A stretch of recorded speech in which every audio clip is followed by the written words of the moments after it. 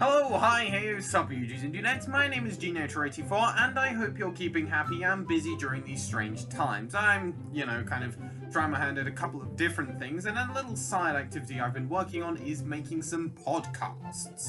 The basic gist is that I get someone else to come up with a list of 5 or less games/series that impacted them or that they just love, and we discuss why.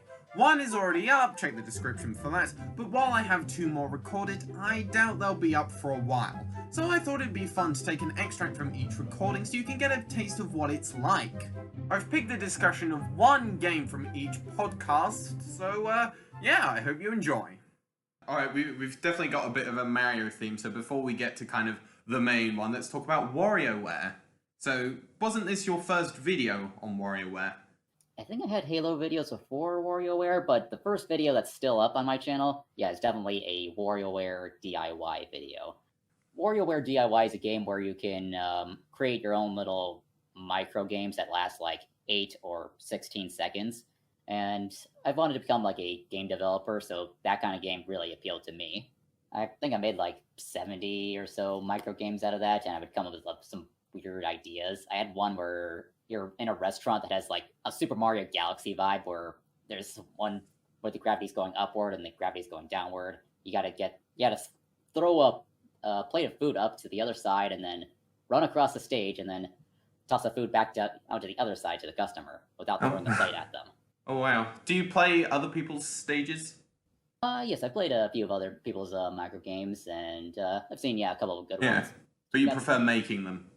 Yeah, I definitely prefer making the games and even the levels in Mario Maker over playing the other levels. So, in number 3, now I'm curious to see if this is the Wii or DS version, because I have played the DS version, My Sims. It's the Wii version. Okay. Well, I imagine they're similar. I wouldn't know because I never played the DS one.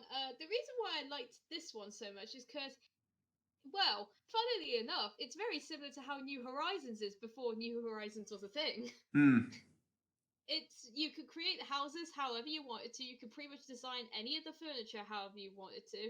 And I got to admit, I was quite a cheater back then, so I had all the cheat codes for that particular game and got very exclusive stuff and had infinite essence, as they called it, and I basically made monster houses. Oh wow. Game and maxed out everything. It was just great. Yeah. Now, obviously, we're going to be talking about Animal Crossing a bit later on, but for now, it's kind of what is the appeal of those type of games where there's not really like a definitive goal. It's just kind of you just kind of take things at your own pace. I think it is the fact that I can take as long or as quick as I like with the games, that I don't feel like I have to rush any objective. I can kind of start where I kind of left off, really. I think it is also the creative freedom. I think like the fact that there's no limits, you could just kind of do whatever you want to. You can make things as ridiculous as you like. Yeah. I think that's what I loved about it. We've got some interesting games to talk about. Some of them you've talked about on your channel back when you used to do them, but there is one that you haven't, so I thought we would start with that, Devil May Cry 3.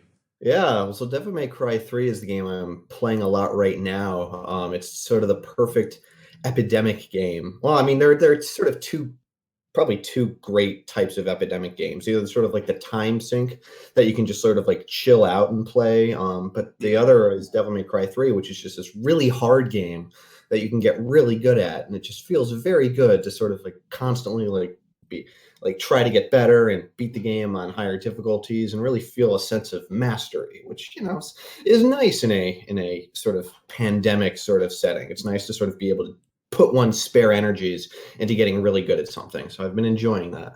Yeah. Why 3 specifically? Have you played any of the other ones?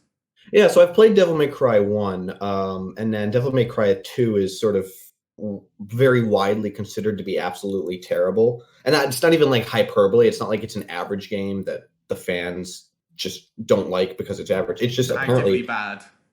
Yeah, it's like actively it came out basically unfinished, and it baffles everybody how bad it is. But I got into the series, or at least got interested in the series, basically through other reviewers constantly talking about how Devil May Cry 3 and 4 in particular, and now 5, are so excellent, like the gaming Brit. And so I finally, I had the time. I had played Devil May Cry 1 back in high school, so a long time ago. But I had the spare time, so I finally dove into Devil May Cry 3.